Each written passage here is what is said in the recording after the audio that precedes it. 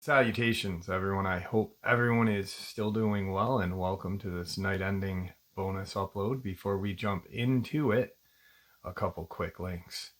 As many of you know, I rely on Patreon, PayPal, channel membership, and the merch to help the channel to continue to grow and go. Links to Patreon, PayPal, and channel membership is in the description below. Merch displayed directly under the video. Also, Dogman, Frightening Encounters, Volume 1 through 3, the audiobook versions.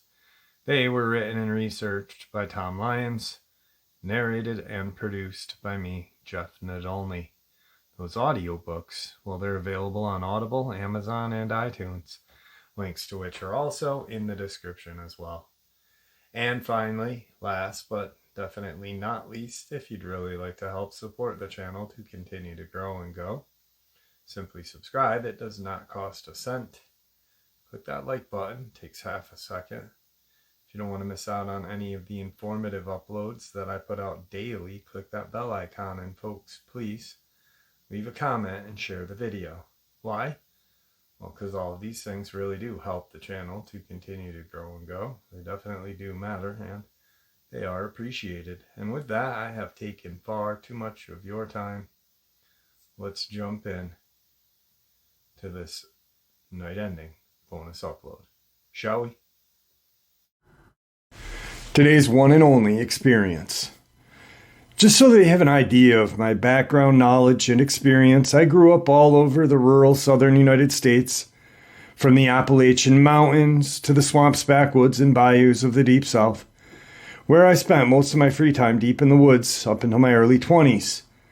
I spent a lot of my time hiking, camping, hunting, and fishing, and I've always felt at home and at peace, miles from nowhere. The more remote, the better. I'm well educated. I have a degree in the field of science, and I've seen a variety of wildlife like coyote, wolves, panther, and bear in the wild. When I was about 17 years old, my family moved to the Florida Panhandle. The woods in that area and around my house went on for many, many miles and are only interrupted by the occasional creek, river, country road, and farm. There really are miles of woods to see and very little traffic out there. I was told by the locals that the area around my home had a special significance to the Native Americans, and on a few occasions people alluded to things being odd in the area, but no one ever told me anything specific. If anything, the few who seemed to know anything got weird and quiet if I pressed them about why they made remarks about the woods, so I dismissed it and lived my outdoor life as normally as I would. On one occasion, some of my friends came over to our property and decided to go camping. We went down to one of the creek bottoms a mile behind my home. We hung out for a while, but after remembering all of the water moccasins that hung out down there, I decided against camping out there out of concern that I may get bitten by a snake in the dark. There were a lot of cottonmouth down there, and they became more active at night.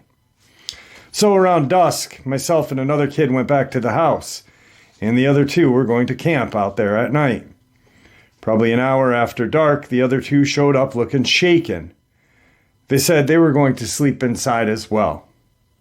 They seemed spooked, but when asked what happened and what was wrong, they got weird and clammed up. The next day, we went back to the creek bottom, goofed around, and did some teenage stuff. One of my friends had brought his rifle, which he seemed eager to try it out. It was one of those old Chinese SKSs. We were messing around the campsite they had abandoned the night before when one of them commented about seeing something that looked like an invisible thing from the movie The Predator. I thought they were being silly, but they were insistent. So we looked around and saw nothing. A little while later, the friend with the rifle shot up into the trees, which was immediately followed by a huge splash in the creek. When I looked at the creek, I saw large waves from the impact, like something had been thrown really large with a lot of force. For a fraction of a second, I thought I saw something brown and blurry in the creek, but before my eyes could even focus on it, nothing was there to be seen. Yet, there were waves still moving. It was weird. I was surprised. I didn't know that he intended to shoot at anything and had been looking the other way. My other friends didn't seem to know what had just happened either. We asked him what had just happened, and he said that he had seen a large hairy thing on a large limb of the tree and shot at it. I know that was absolutely irresponsible of him. I asked him what he just shot. Was it a raccoon or something? No, he said. It looked like something out of the zoo, kind of like a big monkey or something, but it had a face and it was looking at me. I must have hit it because it fell into the creek. All of this happened in less than a minute, and we ran 25 feet over to the creek where Will had heard the splash.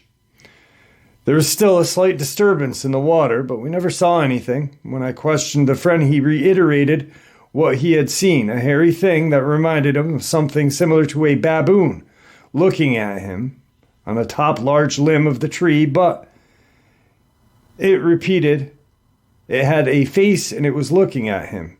He repeated, it had a face and it was looking at him. I asked him, what do you mean it had a face? Like a human face? He said, no, it wasn't a human, but it didn't look like an animal's face either. It looked like nothing I had ever seen before. It didn't even look like a monkey's face. It was different. We searched the banks and looked around, but didn't find anything. We even walked down the creek a good ways to see if he had killed something and maybe it floated away. But we never found anything, no blood, no tracks, no fur. But whatever had happened, he had irresponsibly shot at something, and even if out of surprise, it had fallen into the creek, but we never found a sign of it. It was shortly after this that things started to feel weird, a little eerie, and we called it a day. I never knew what to think of that event, and I think I had written it off as something had either just didn't make any sense, or some kind of crazy, or a very successful prank. I even asked the other two guys if they were screwing with me, and they swore up and down that they didn't know anything. One of them did see him fire the rifle, but didn't know what he was shooting at. He said that he had saw something fall in his peripheral, but when he looked into the creek, there was nothing there. Life continued on as normal, and I spent a lot of my free time hiking and exploring and looking for fishing holes off of that little creek. At some point in time after this, I started having weird experiences in the woods periodically. Sometimes, usually late in the day or at dusk, I would get this feeling like I was being watched. The feeling wasn't there most of the time. It would just happen on occasion. I started noticing that sometimes in the evening I would hear strange animal noises from the surrounding woods. A few times it sounded like blood-curdling screams. Once it sounded like the roar, and a few times it sounded like some type of odd bird-like cry, similar to that of a peacock. Being familiar with animals, I always tried to deduce what animal had made this various noise. I concluded that the screams must have been a panther, that the roar was a bear, but peacock noises made no sense. There were 3 neighbors within the next mile and a half on that isolated road, and none of them had peacock. Then late one evening, I heard more of an intimidating scream than before. It just sounded bizarre and caused me a sense of fear and dread. The scream sounded like a woman being murdered. I don't know how else to describe it. It was high-pitched, shrilly and loud, but it seemed too loud and lasted far too long to be a human. I figured it must have been a panther, but it didn't feel right and sent chills down my spine. It was during this last bit of twilight before total darkness, and I heard my ass back home. Sometime after, the occasional sense of being watched and followed began to feel stronger and more malevolent. On a couple of occasions after, when I was out in the woods, I felt that I was not just being watched, but I was being hunted, and that my life was in danger. I never saw or heard anything. The woods were always silent when this happened, and I always quickly made my way home, but made a point to walk as I felt running may trigger a predator like a panther to chase me, if that's exactly what it was. Whatever it was, it felt like I was in imminent danger of death. It was a consuming feeling like nothing I had ever felt. One day during this time, my little brother and his friends came running excitedly to me and told me that two of them had seen a bear. Being that this area had been heavily hunted for many years, there are not supposed to be any bear anywhere near this part of Florida. I asked them what they saw. They said that they had turned around and had seen the hind end of something walking on all fours out of the edge of the forest. They only saw the very end of the creature and could only see the upper part of its back legs and its back right above its legs. They said that it was brown, it had hair, and it was far much bigger than a dog, so it must have been a bear. Again, there are no bear known to exist anywhere near here. At some point after this, I was out hiking again one day, and I made a point to bring my shotgun loaded with number 4 shot, which is the largest pellet that I had. I began carrying it while hiking as a precaution to whatever was out there. I was still leaning towards the panther. I didn't know what else it could have been that would stalk a human and go undetected. I had noticed that the strange feelings and various strange sounds seem to happen around dusk or at night, so I started making a point to get back home well before dark. This time I had stayed out a little too late. Dusk was beginning as I'm making my way home when I felt it again. Something was watching me. No, it felt like it was definitely after me. The level of fear and the senses that this thing triggered were completely different than anything I had ever felt. I knew I was being stalked, but I couldn't see or hear anything as I made my way home. Whatever the thing was, it seemed to move with me as I walked hundreds of yards, but the feeling had only grown stronger. I felt like my life was in peril. Like something was about to lunge out and kill me. Every hair on my body seemed to stand on end. I felt certain that whatever it was, a shotgun was not going to stop it. Despite the terror I was feeling, I forced myself to stop and scan the woods, looking at both the ground and trees, thinking that I may see the panther nearby readying itself to pounce. There was nothing that I could see or hear. Everything was deathly quiet. It was about this time that I first remembered my inner voice saying, "Don't go, go, don't stop," My inner voice saying something like, "Don't stop, go, quick, don't run." I started praying as I was walking toward my home. In every fiber of my being, I felt this sense of malice and intent. Whatever this was, it wanted to kill me. I felt sheer terror, dread, in a way I'd never felt in my 17 years of life. Remember, I grew up in very rural areas full of remote, isolated spots. Those places were where I felt the most peace. Animals didn't scare me, but whatever this was, it did. That feeling was terrifying and consuming. It was all that I could do to walk home clutching my useless shotgun, praying to God to protect me. And he did. Usually, when I got within 200 to 300 yards from the house, the feeling would subside. This time, the feeling followed me right up to about 50 yards from the house. I continued praying, and as I reached it, the feeling eased off, but I felt like whatever this was nearby and watching. From that day on, I started occasionally feeling this malevolent presence emanating from the nearby woods. Sometimes it didn't feel safe in my own yard at night. I remember one time when I walked into the backyard and heard the scream again. It sounded like a woman screaming in terror, only extremely loud, and it lasted too long to be a human. And then it transitioned to something like a baby crying, but the crying changed and became distorted and twisted, and it just felt and sounded like something that was wicked, and it was trying to frighten me. From that point on, I avoided the woods, especially while alone or in the evening. I turned to partying, trying to push the events from my mind. A year or two had passed without incident, and I had gotten too relaxed. Sometimes I'd get the occasional itch to go for a stroll at night. The moon was mostly full. The sky was clear with lots of stars. It was a bright, beautiful early autumn evening. I still had enough apprehension to stay out of the fields and woods, especially alone at night, so I decided to go for a walk down a rural country road. It was probably midnight. I had walked several hundred yards down the paved road, cut across the corner of someone's cow pasture to get to the dirt road. I'd gone through an electric fence and had made my way about 50 yards through a pasture when I heard something moving in an adjacent cornfield in the opposite side of the dirt road from that pasture. I stopped and listened and heard the sound of something big moving quickly through the corn rows. At first, I thought it may be a deer until I realized the steps and movements sounded bipedal and large. Several times it moved and then paused, then moved through the corn quickly again.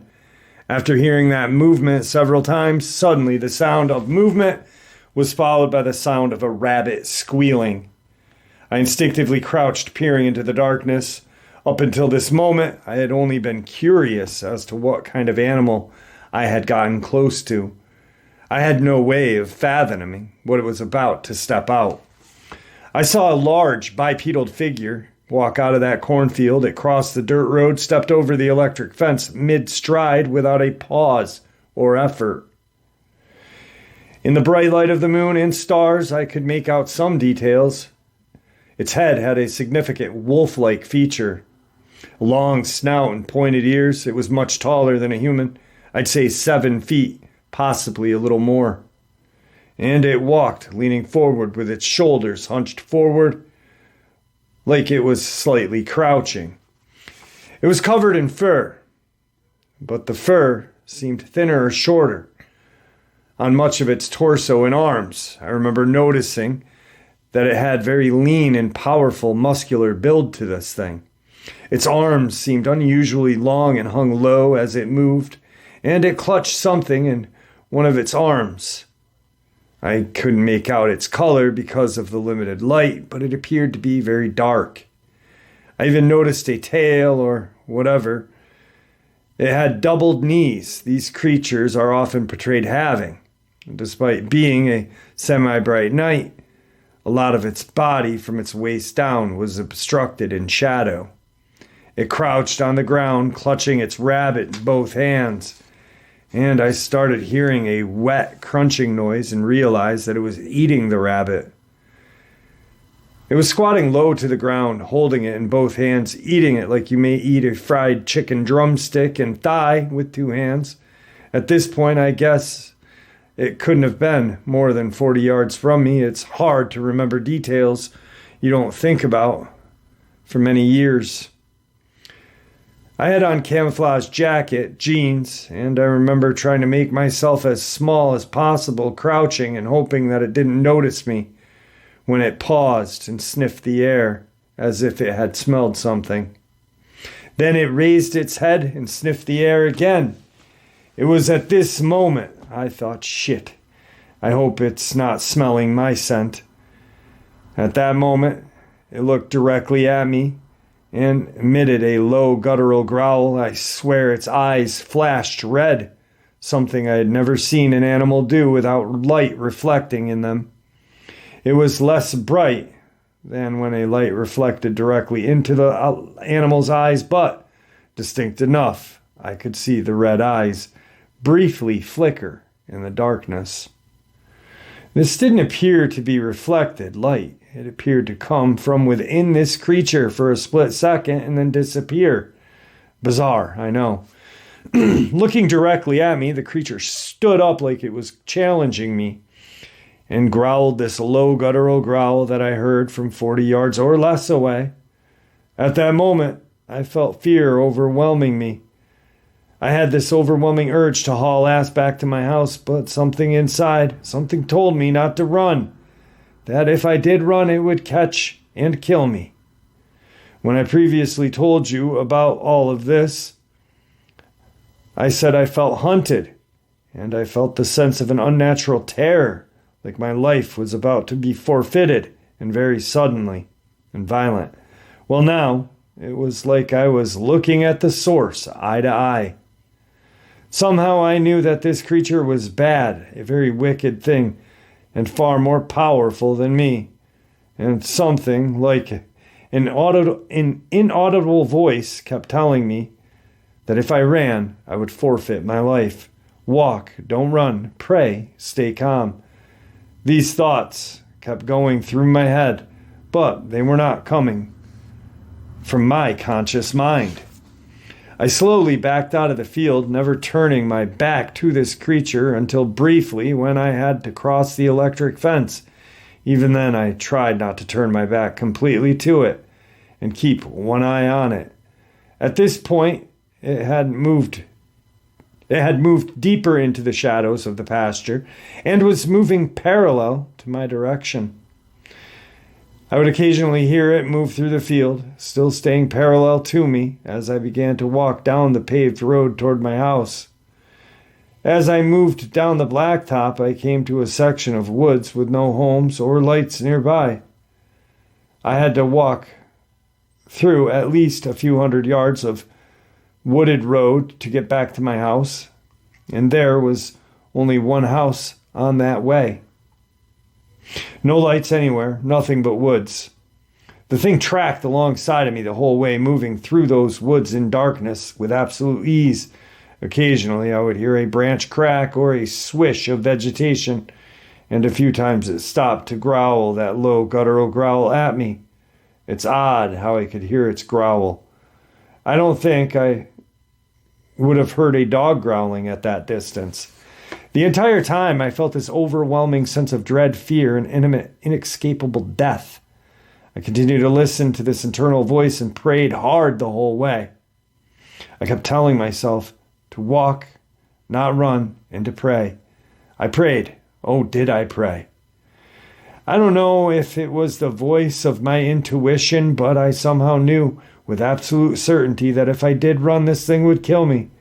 There was something symbolic about the act of fleeing from this evil, and I knew if I did, everything I knew was over. As I walked through the dark wooded stretch of road, I remembered wondering if any of my remains would be found, and if so, would they be able to claim it? I kept feeling like I was going to be killed at any moment. Time seemed to drag on. It seemed to take forever until I got close to my house. I finally reached my driveway and even walked backwards up the hill to my house because I did not want to turn my back to this thing. Sure enough, it was across the road from my home, growling from the edge of the tree line and brush. I finally bolted when I got 10 yards from the door. I ran through the house, locking the doors and grabbing my old shotgun, even though I felt certain that the small game loads I had in it wouldn't do a thing but upset this creature even more. I was too afraid to look out the windows as I knew it was outside and feared seeing it looking back at me through my windows. That feeling this thing gave off was not just a dangerous one.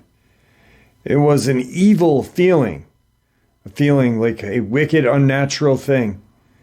I sat in my room and prayed, if memory serves, until dawn broke. A few weeks or months later, sorry I can't remember the specifics, my little sister came downstairs sometime around or after 1 a.m, white as a ghost and panic-stricken. She was terrified. You could see it all over her face. When I asked my family what was wrong, they told me she had seen a bear crouching outside of her window. She had woken up with a terrible feeling and knew something was watching her sleep. And when she looked out her window next to her bed, she saw a bear with large red eyes staring at her. My sister slept in a bedroom on the second floor, but the garage adjoining that part of the house was one story. Something had climbed on that roof of the garage and had been intently watching her through her window.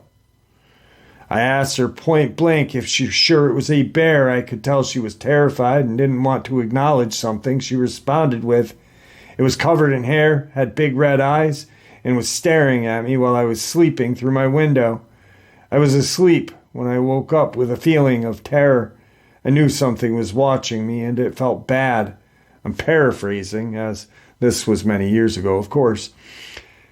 I was generally afraid to go outside and even back in the woods around my house after that, but when I did summon up some courage, I would periodically have to abruptly stop hikes in the woods near the house.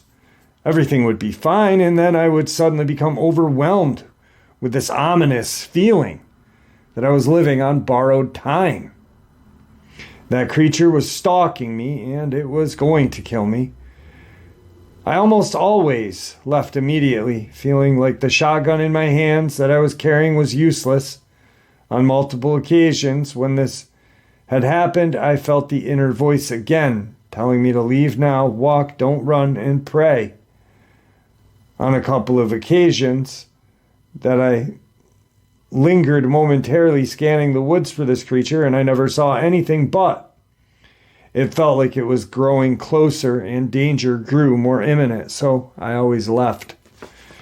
It was around this time that I found someone's white domestic rabbit hanging from a tree branch in the woods, disemboweled, with its eyes plucked out. It was hanging from a branch, maybe 5 feet off the ground. It struck me that it was like it was meant to be seen or found, as if it was placed highly visible location right behind someone's property line, eye level, at the edge of the field, beside the woods where this thing seemed to frequent. It just seemed significant. It was about that time that I learned the Native Americans lived on a nearby adjacent property who were reputed to use blood magic. That was evil and bad stuff. It is evil and bad. I was told by another Native American who told me to stay away from them. I am part Native as well. We lived near a reservation, and multiple natives had told me about someone who they knew was a shapeshifter. Someone who had reportedly demonstrated their ability to shift into animals, and they had ties to this family. A few times someone told me something like that. They always acted like it was a taboo thing, and they shouldn't be speaking about it. I don't know if that's relevant, but it feels like it all may be connected. A couple of years later, a friend of mine came to pick me up and take me to the nearby city. We pulled out of my driveway after midnight, and right down the road from my house we saw a pair of huge wolves standing a few feet from the road, calmly watching us. Even staring at the car from a few feet away as we passed, their presence and behavior seemed and felt very unnatural, and my friend who had grown up here freaked out as well. He was pale, sweaty, and started stuttering, telling me, "Those are wolves. Those are huge." The only wolves in Florida are a few red wolves, which almost always look like large coyotes. They have a reddish-brown coloring and are very small for a wolf. These individuals were silvery gray and black, and I guess they could have weighed somewhere between 180 to 200 pounds. One was smaller than the other, and when I looked at them, I instinctively knew they were a pair, male and female. The red wolves aren't present anywhere near this part of Florida's panhandle, and this was something entirely different. I questioned my uncle, a state biologist and outdoorsman, and he told me there were a few red wolves in Florida. They were nowhere near that size, and there were none around here. Similarly, there were similarly, I hate that word. Sorry. There weren't any with red eyes, roof-sitting, window-paring bears in the area, as all of the bears in the area had been hunted out many years ago. I don't know what the true nature of what I experienced was, but it always left me with a sense that it had a very strong supernatural element. Yes, these things had physical forms, but there was something more, something supernatural. My friend knew something, but he was too terrified that all he would tell me is the natives in the area and that part of the woods was special to them, and he always got a terrified look, clam up, and change the subject. He used to have a house in that immediate area and said strange things happened there. Something bad around the house and something in those woods. He said that their house mysteriously burnt down one day while no one was home. They had to rebuild it, and it caught fire and burnt down a second time while no one was home. Whatever happened spooked him so much, they ended up buying a new home many miles away, and he was spooked to even think about it. When locals told me of natives who reportedly were shapeshifters, I began researching and learning that many tribes had beliefs in dark magic that would allow them to transform into something much like a skinwalker. These rituals are always dark rituals that involve blood, sacrifice, and some other dark or evil deeds. After that, I just stayed completely out of the woods around my house and didn't walk further than the barn behind the house at night. There will still be several incidents, more loud, piercing screams at night. Once or twice I heard a baby crying out in the woods during the middle of the night, as I thought to myself, that is no baby. Something's trying to lure me out there and mess with me. The sound changed from the very distinct sound of a baby into something wicked and unnatural, almost like an evil, twisted mockery of the sound of a baby crying. I felt that there was literally trying to mess with me, trying to instill terror, and let me know that it was there. One time, I had to talk to my brother and a friend out of going into the woods to look for the baby, and again, as soon as everyone agreed that there could possibly not be a baby crying that loudly in the woods in the middle of the night, the sound changed into something wicked which would curdle your blood. There was also another occasion where we heard puppies crying out from a ditch at the edge of the woods in the middle of the night. Once again, a couple of our friends wanted to rush out there and rescue the puppies, and once again, as I soon pointed out, that it couldn't possibly be puppies out there in the woods at night in BFE. The sound changed, and it was always wicked and terrifying. Almost like some evil thing was trying to recreate the most disturbing sounds it could. Shortly after this, I moved away and rarely visit that home, and all of my encounters of this nature ended when I left. Years later, that house was sold. Well, that was his experiences with what he believes is a dogman. Once again, we'll go back to yesterday's topic of theories of where these creatures may come from. And demonic / religion, portal may be here for centuries. You know, there's supposed historic documentation of them going hand in hand with humans over the land bridge between Alaska and Russia. And transformation, you know. And I like how he worded that, much like skinwalkers, because obviously skinwalkers is the name for the Navajo. Navajo black witches, dark witches that practice black magic. Shapeshifters, all Native Americans have their own version of the skinwalker, but they're not skinwalkers. You know what I mean? It's a phrase frequently thrown out to, I guess, just encompassing all shape-shifting creatures, which is not true. It's, in my eyes, kind of disrespectful to the Navajo. You know, the Ojibwe have the bear walker. And I've talked about that thesis that I read about that. It was an amazing, it was an amazing 6-hour read, but it was really cool. So maybe that could be another theory or reason, or well, not reason.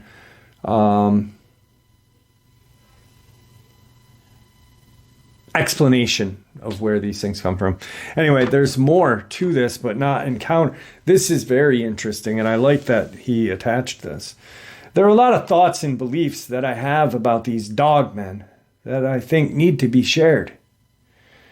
You should not seek these things out, in my opinion. These are wicked creatures beyond most people's ability to handle. Number 2, I believe these creatures would love to kill us, if not eat us, but generally prevents them, or at least makes that difficult. If not eat us, but something generally prevents them. Sorry. I believe these creatures would love to kill us, if not eat us, but something generally prevents them, or at least makes that difficult.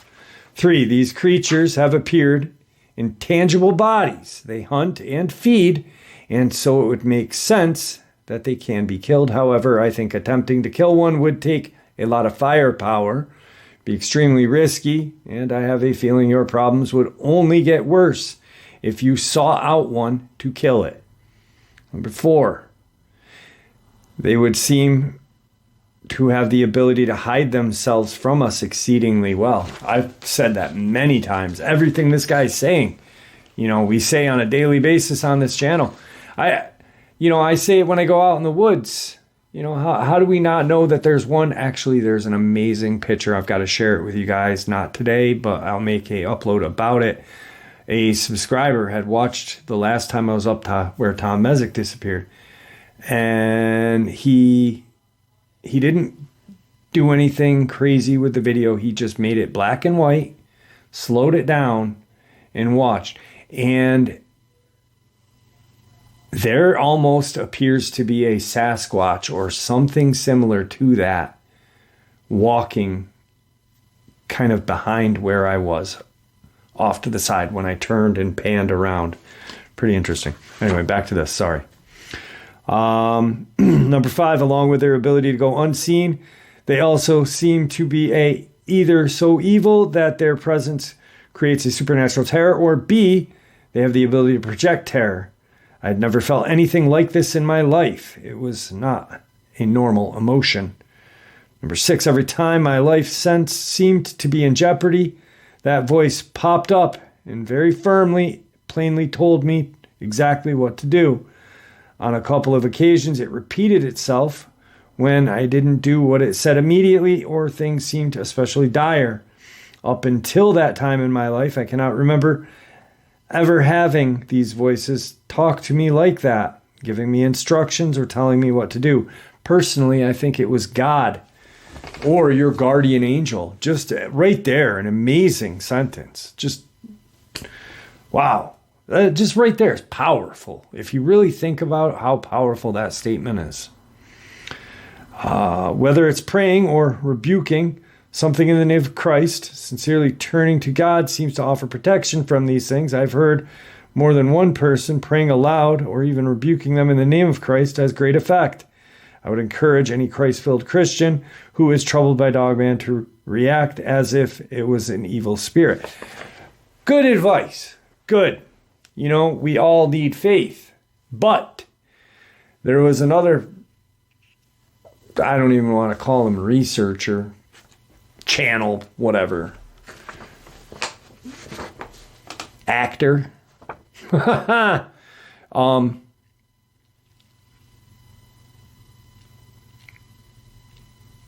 Yeah, not a researcher, because what I do and what a lot of other people do is research.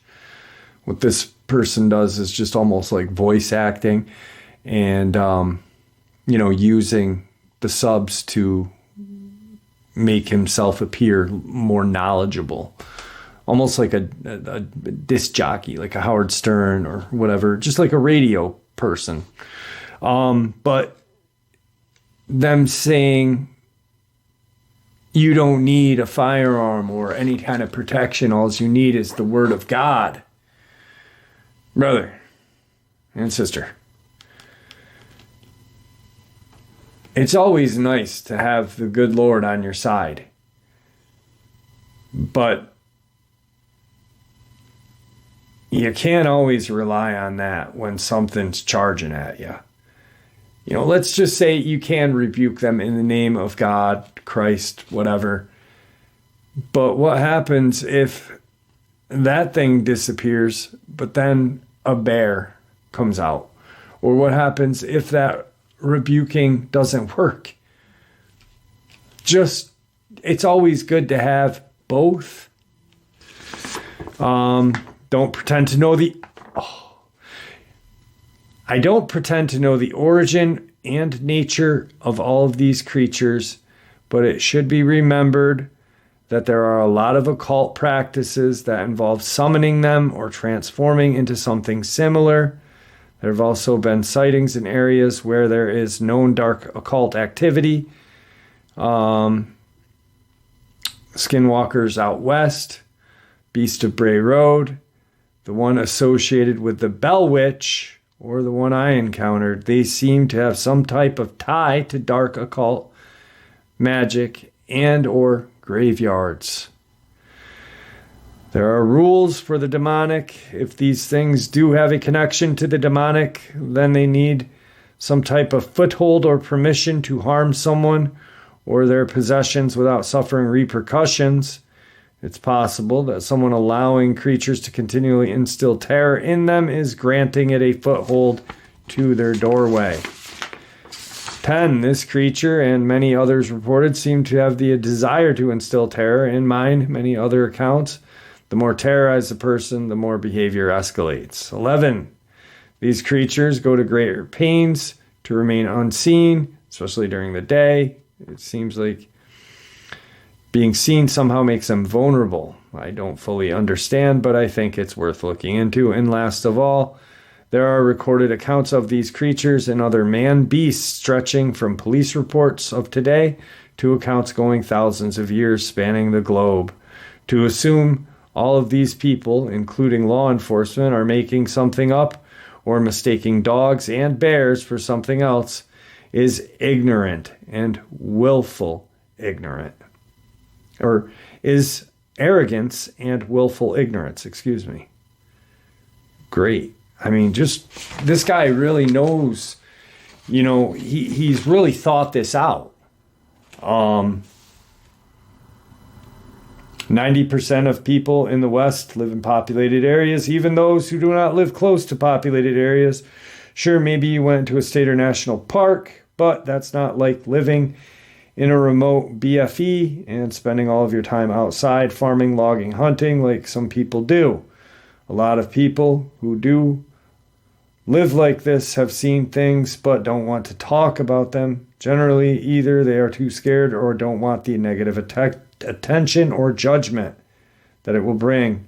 I hope that when someone tries to say people are mistaking bears, wolves, and coyotes for dogmen, they realize insinuating that would be ignorant. Thousands and thousands of reports spanning the globe for thousands of years.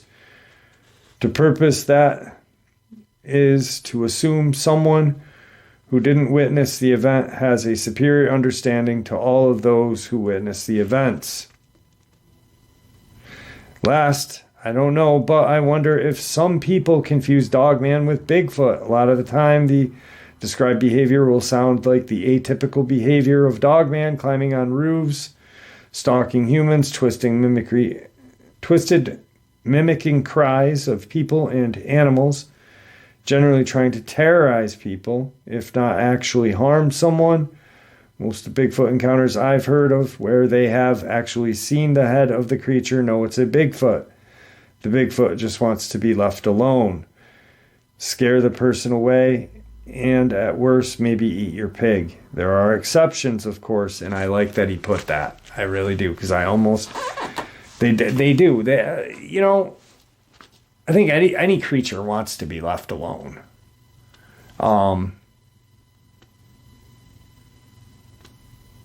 But there are occasions when They do come in and they cross that threshold to instill terror. Dogman, on the other hand, from things I've experienced, there is nothing good about it. It is very sentient and cunning. Sentient and cunning. Yeah, I mean, I agree with a lot of what he said. And right here, perfect example. Jeff, what do you mean you agree with a lot of what he said? I mean, it sounded all great to me. It did. It sounded amazing. It sounded well thought out. He actually shared his encounter, and he shared his views and theory and feelings, right? Some of them didn't fit into my puzzle. Some did. So what did I do? I took the ones that fit into my puzzle and put them in my puzzle. The ones that didn't, I put in the box, left aside here, just in case my puzzle changes. And I might need that piece later. And that's what we should all do. And by doing that, I really think that things would get better in this community. Obviously, these creatures are dangerous. I mean, a 7 to 8 foot walking wolf with claws and teeth. I heard a story the other day, an amazing story. And for anyone to say, there are not animals out there nowadays that could harm us or animals that we haven't found yet, look at the Amazon jungle. There's a researcher that lives there, and he had made a statement that there are animals larger than humans in the Amazon that have not been classified yet. What'd that make me think of instantly? Dogman, Bigfoot. Also, the crazy story is, and this is terrifying, and I played this interview for my dad, and he loved it. He thought it was great. But this guy living in the Amazon is out hunting, which he shouldn't have been doing. He's got a shotgun. He's got his dog. He's running. Dog's running. Comes around this corner, and he sees his dog. And there's this 5 foot creature with 2 kind of hook claws standing on its hind legs, and it had snapped his dog's neck. Thing was a giant anteater. Ha! Slashing at him. That's a monster. If you didn't know what that thing was, and it was almost dark, and you saw that thing, and it did that here, that's a monster. I really, honestly, I can't. Sometimes I sit here and I'm like, how can people deny so many accounts and say that these things aren't real? Hey folks, there you have it. I hope you all enjoyed this night ending bonus as much as I enjoyed sharing it with you, and I'd like to thank you all for supporting the channel. It is, after all, your support that helps this channel to continue to grow and go, and what gives us all a place and a chance to share our experiences and theories judgment-free. Everyone is simply treated with the respect that we deserve. Please, everyone, stay safe, happy, healthy, and ever vigilant, keeping an eye on our children, pets, family, and our friends. These creatures are real. These events have happened. Share this information with those you love and care about, and it may just help save their lives someday. Until next time, never stop asking questions, never stop searching for the truth, and God bless you all.